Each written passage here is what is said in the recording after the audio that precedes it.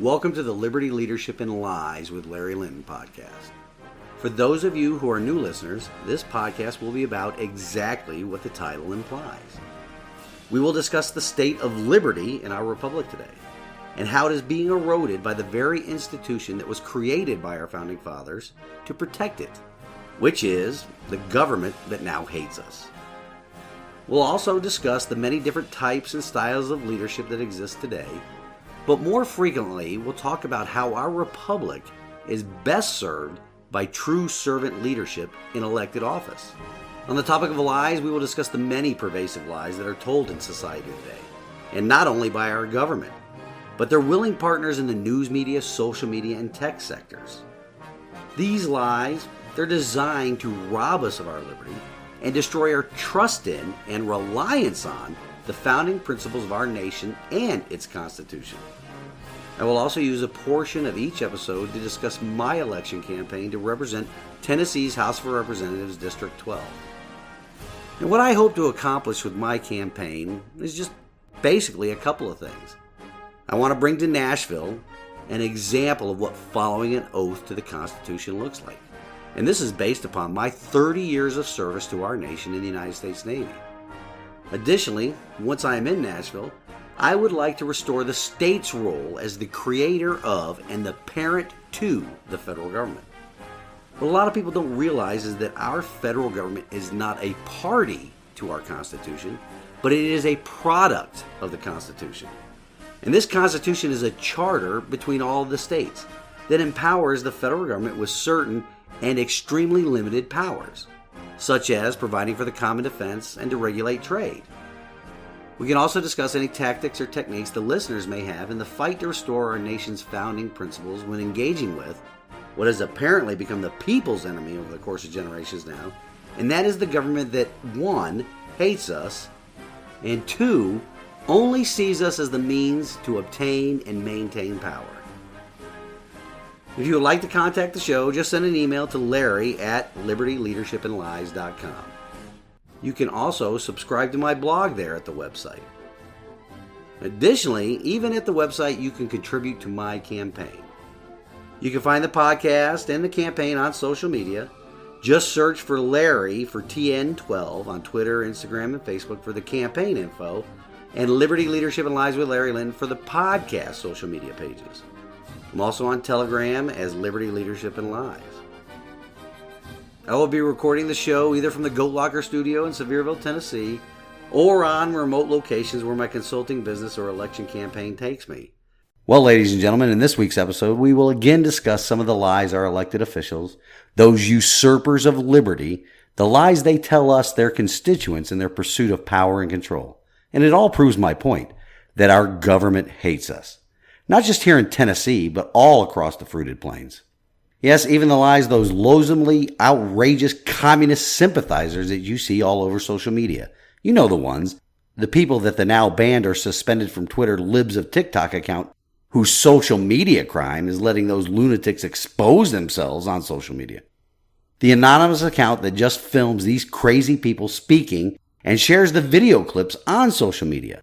So, for the unspeakable crime of letting apparently mentally ill people speak in their own words and sharing those videos, the social media overlords have determined that that is hateful behavior, and they shut down the Libs of TikTok account. And a journalist has even doxed the anonymous owner. Isn't that just lovely? So just give a listen to some of the videos that the Libs of TikTok have shared. And these are the communists and their sympathizers, what they say about themselves and what they truly believe. I want to talk to the kids. Sometimes human beings are more than boy or girl.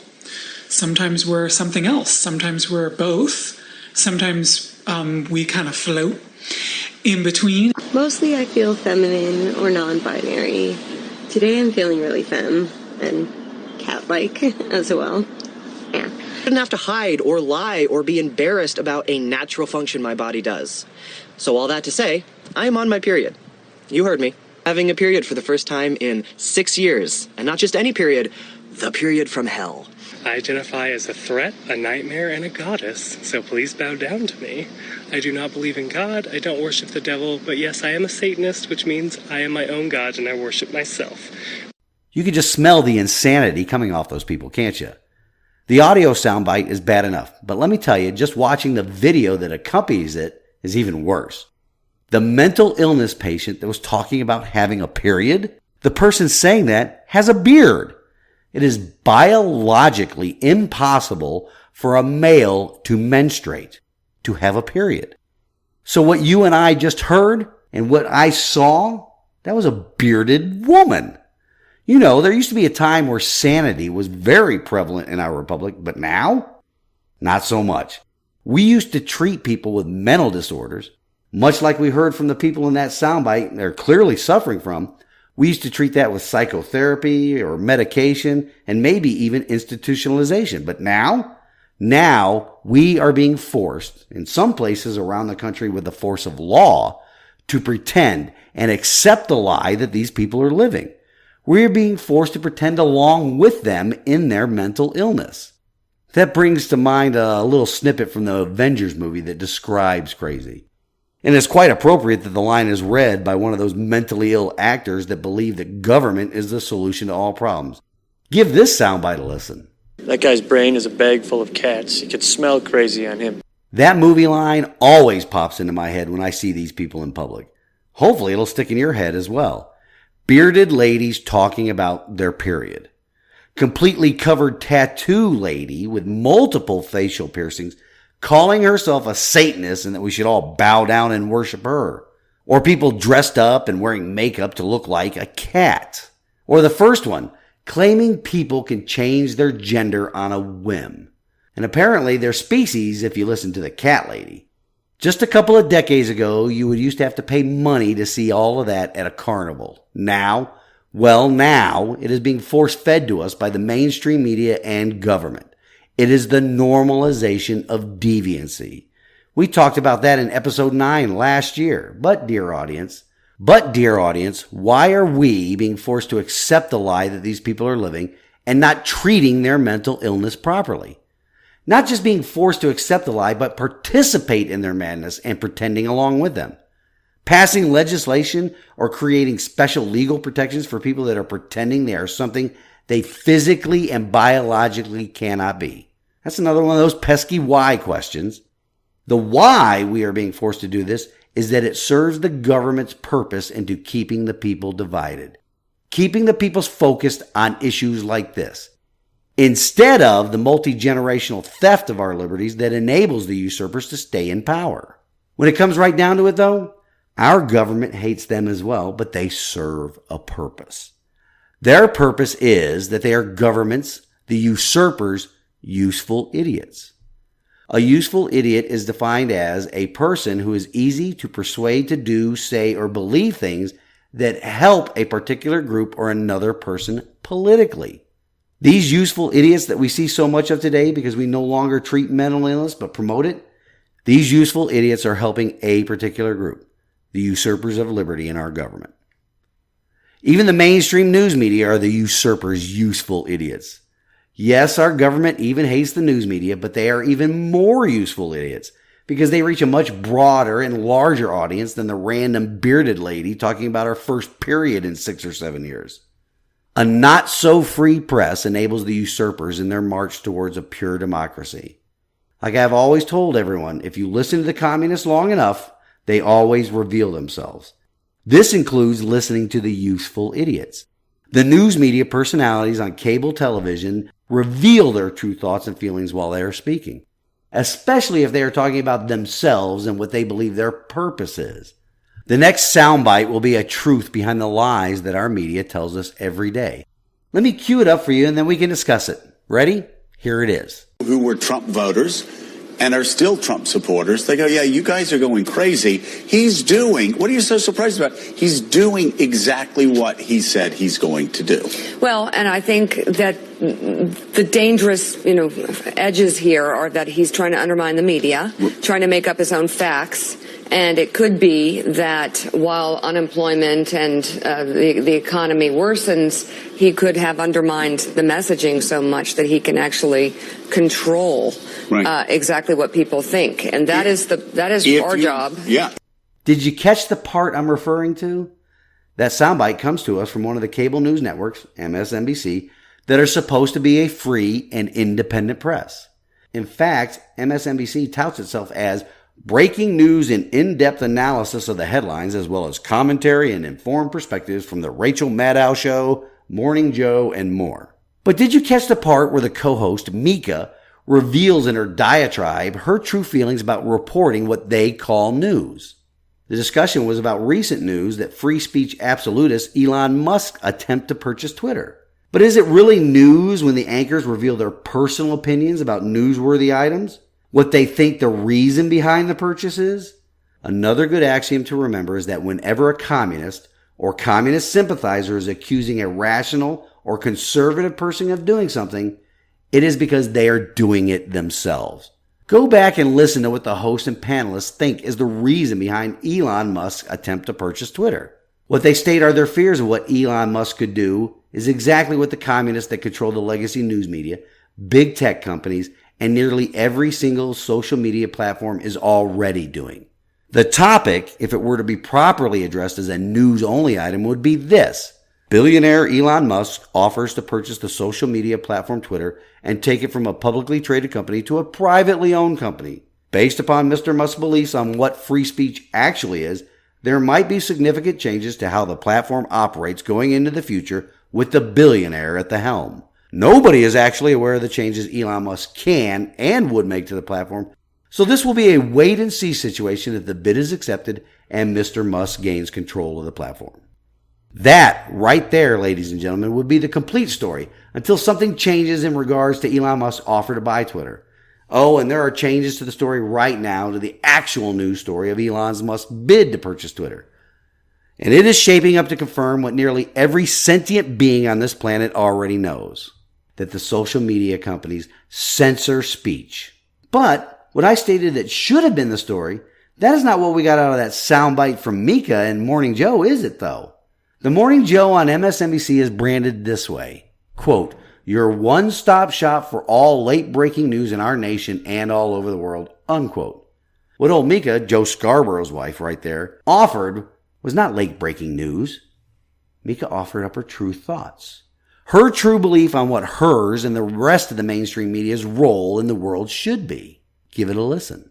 He could have undermined the messaging so much that he can actually control exactly what people think, and that is our job. Yeah, that is our job. That is our job. That is our job. Why are commies like Joe, Mika, and a whole slew of other mainstream media personalities decrying Mr. Musk's purchase of Twitter? Always ask the why. Besides being a free speech absolutist, there are other reasons being bandied about, like exposing Twitter's algorithm that is used to censor what is mainly conservative accounts, or exposing our government's, yes, the government that hates us, our government's collusion with the social media's platform and becoming a propaganda arm for the commies in power. But let's get beyond the theories and get into the real-world consequences of what could possibly happen were Elon Musk to transform Twitter into a true free speech platform. Data-driven consequences. Morning Joe boasts, if you can use that word boast, a viewership of roughly a bit over 800,000 daily viewers of the program during the first quarter of this year. Meanwhile, Twitter has an estimated audience or number of users in the United States of America of over 75 million people. That is over 90 times the number of people that watch Morning Joe. Without suppression of opposing ideas and people actually able to see both or even all sides of a newsworthy item, the commies and their useful idiots are going to lose the ability to control the narrative that they have comfortably enjoyed for years now. It would mean that stories like the Hunter Biden laptop would go viral instead of being suppressed or labeled as misinformation. It would also mean that the Russian collusion narrative that hampered the presidency of Donald Trump would be aggressively investigated. And it would also mean that the effectiveness of the lockdowns and mask mandates during the COVID pandemic would be debunked much earlier than they were. In fact, there was an article that I read earlier this week in the National Review, which is a supposedly conservative publication, an article written by a Miss Brittany Bernstein that used the following phrase when writing about the Democrats, the communists, their efforts to thwart entering the contents of Hunter Biden's laptop into the congressional record. Miss Bernstein had this to say about the laptop, quote, Representative Matt Gaetz' first move to enter the laptop which the younger Biden allegedly left with a Delaware repair shop during a March 29 hearing. Though the committee chairman, Representative Jerry Nadler, initially planned to object to the request, he allowed the laptop to be entered into the record. That right there is straight from the article. In the written version of the article, she specifically calls out the words, which the younger Biden allegedly left with a Delaware repair shop. Allegedly? It has been proven that it is Hunter Biden's laptop. Other sources have produced not only the figurative, but the literal receipts for it. How any journalist can still use the word allegedly when discussing the Hunter Biden laptop is beyond me. Well, not really. True journalists are the modern day version of unicorns, if you know what I mean. There are other leftists that are decrying this move by Elon Musk too. One Miss Katie Harbath, believe it or not, she used to be a public policy director for Facebook. She is, or was, part of the social media cabal bent on silencing or suppressing the opinion of everybody that did not follow their narrative. Anyway, she has this to say about Mr. Musk's desire, quote, what Musk seemingly fails to recognize is that to truly have free speech today, you need moderation. Otherwise, just those who bully and harass will be left as they will drive others away, unquote. These communists really do not see the irony in their own words. Just what type of people are predominant on Twitter these days? Who on Twitter and Facebook and Instagram and whatever is doing the bullying and harassing?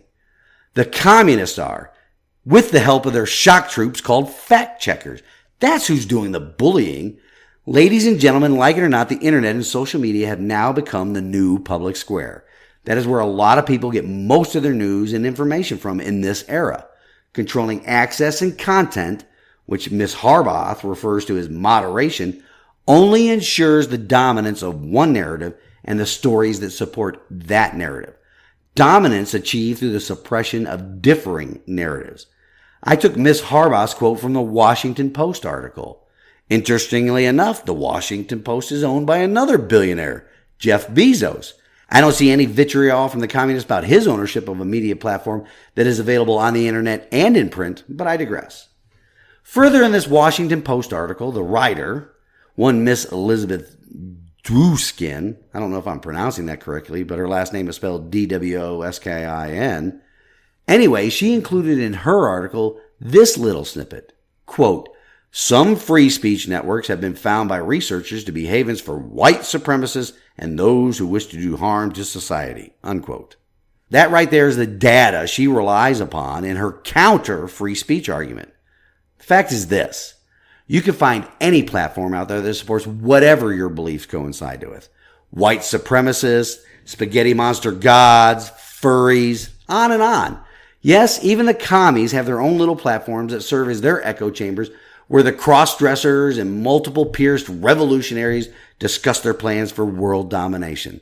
Or where pedophiles are attempting to change the narrative around their behavior by trying to get the label of minor attracted person to stick. But these platforms do not have the reach that platforms like Twitter, Instagram, and Facebook do. The commies know this too. That is why they are becoming communistic, totalitarian speech utopias, no matter what Ms. Duskin says. I took the liberty of going down the rabbit hole of Ms. Duskin's Twitter page. I saw very few original tweets. However, I did see numerous retweets that absolutely highlight her political leanings.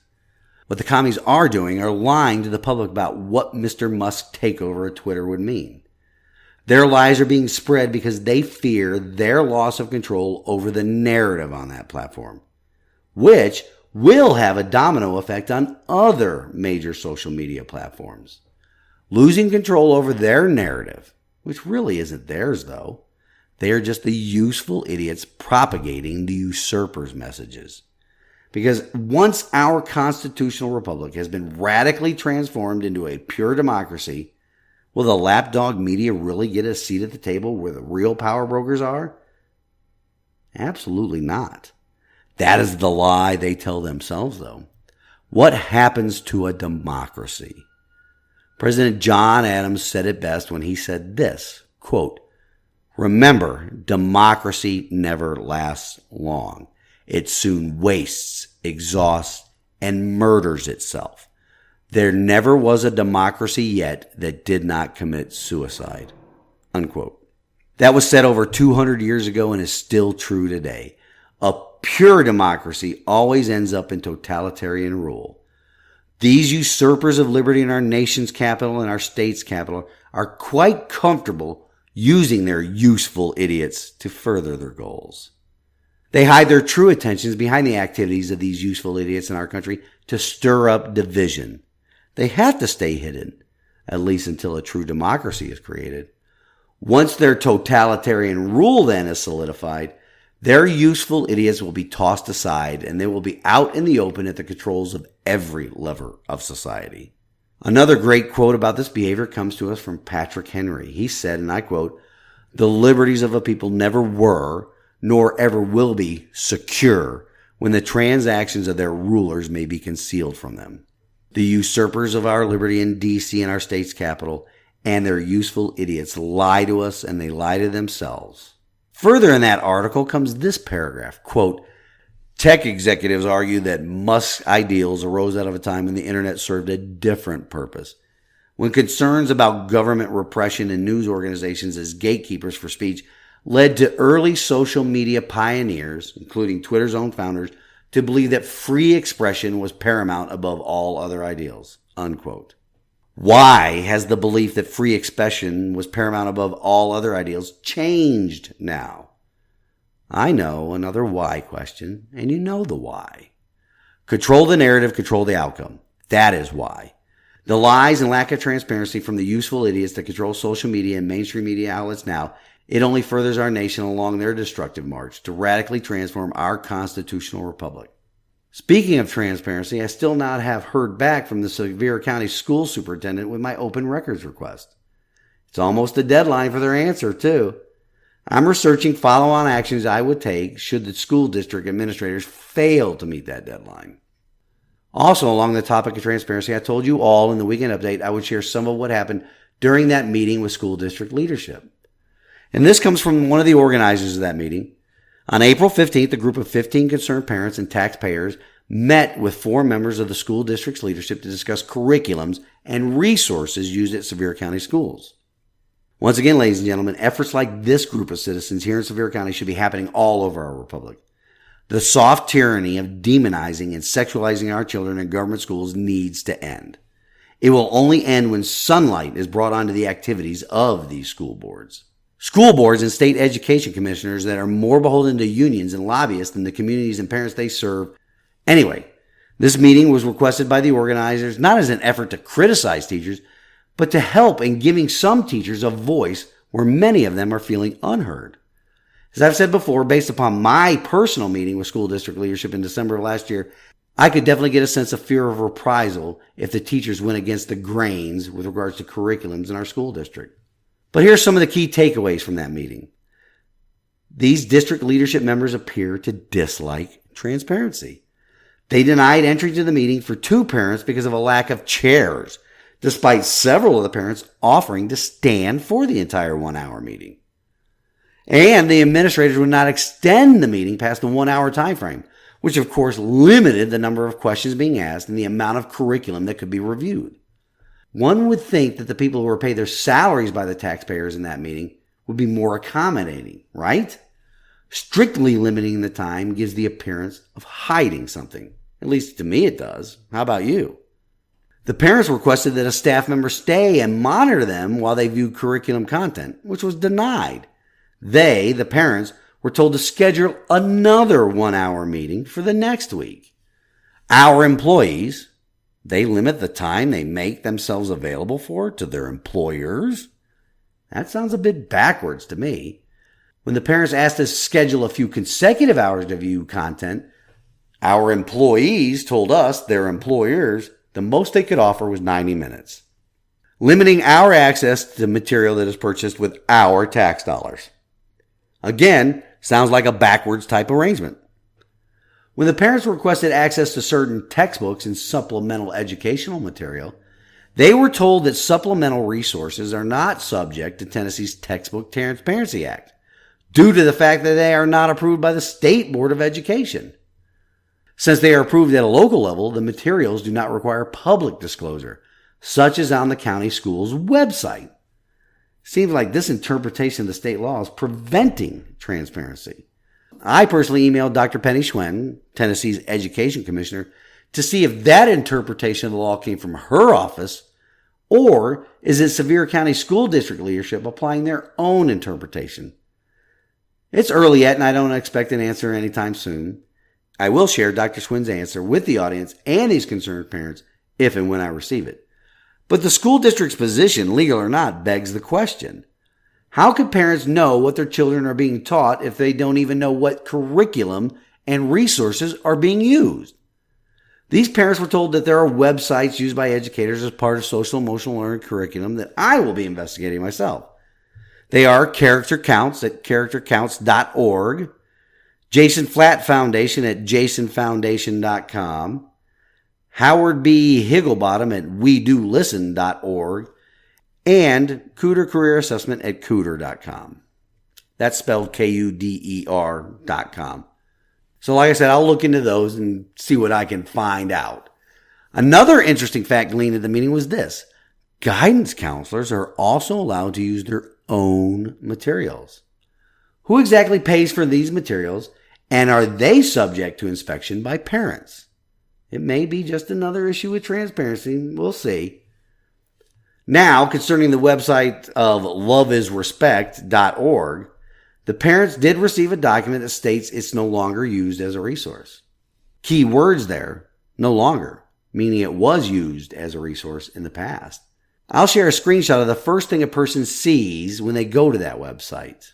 Check it out for yourselves. It'll be on my social media pages. Anyway, this website was a resource for content that teachers could use prior to September of last year. The parents in the meeting, they asked for the documents relating to lesson plans for the pilot program in grades 6 through 8 that would disclose which particular lessons were taught, included this resource. School district leadership told the parents those records had been destroyed. That doesn't sound suspicious at all, now does it? With regard to pacing guides, these parents were informed that grades K through 5 do not have any pacing guide for their SEL curriculum. For those in the audience unaware of what a pacing guide is, it is similar to a syllabus for the course. At the December meeting with district leadership that I attended, the administrators constantly spoke of how all the curriculum follows a pacing guide. I guess that wasn't quite true now, was it? Of note here, SEL has been used in grades K through 5 since 2013, yet there are no pacing guides? Another obstacle to transparency, it would seem. The parents at the meeting also received confirmation that Epic Library is an app that is used as a supplemental resource for students. You can find it at getepic.com. School district administrators told the parents in attendance that they had not received one single complaint about the curriculum in question. That is probably due to the fact that parents just recently found out about it, wouldn't you know? I would consider this meeting one big complaint or concern about the curriculum by parents. Hey, but that's just me. Many parents in the room argued that they only recently learned that this curriculum was being taught, and they do have ample complaints. Then the administrators fell back on the dog ate my homework type of excuse. They said they have a policy of sending letters home with students whenever sensitive topics will be addressed in school. Easy excuse, right? We send it home with your kids. Blame it on them for not giving you the letters. However, some of the parents informed leadership there that their children had shared with them the sensitive topics being discussed. Some things never change though, right? Sending letters home to parents through children is always an effective way of communicating. It didn't work when I was in elementary school, junior or senior high, and it doesn't work now. Then the parents discussed how inaccessible the school board is. The website doesn't provide contact information. I found this frustrating too when I tried to contact the school board member that represents the district I live in. I had to do some significant digging to get his email address. And then once I did receive it and sent off an email, it was responded to by somebody completely different. The school board's gatekeeper of sorts. Some of these parents had called to obtain contact information and had received a myriad of different responses. Several parents reported sending emails to the board members that were never answered. When the superintendent of schools was contacted via email to invite her and the entire school board to a meeting with parents, She cited sunshine laws prevented them from attending. That's something that I'm going to be looking into. I'm sure it will be yet another loophole used to avoid transparency. I'll keep you informed, though. Overall, it was shared with me that the parents who attended the meeting left frustrated that they were denied access to viewing content. Much as I left that December meeting frustrated by the circular answers to all of my questions. Once again, all you parents and taxpayers out there, get involved and force transparency from your school boards. These people control a significant amount of your children's time during their most important developmental years. Do you want your kids being taught something contrary to what you are trying to raise them to be? I'm sure you don't. Well, in closing this week, I would like to leave you all with this from God's Word. Today it comes to us from Jeremiah 5:2-7. Like a cage filled with birds, their homes are filled with evil plots, and now they are great and rich. The lies, the lack of transparency from all levels of government has the ultimate goal of radically transforming our republic. The usurpers of our liberty and their useful idiots are getting rich and powerful off of their lies to we the people. We need to throw off these chains of apathy, regain control of our government, and the new public square that is the internet. Until next week, stand in the arena with me. Reveille, it's time to wake up.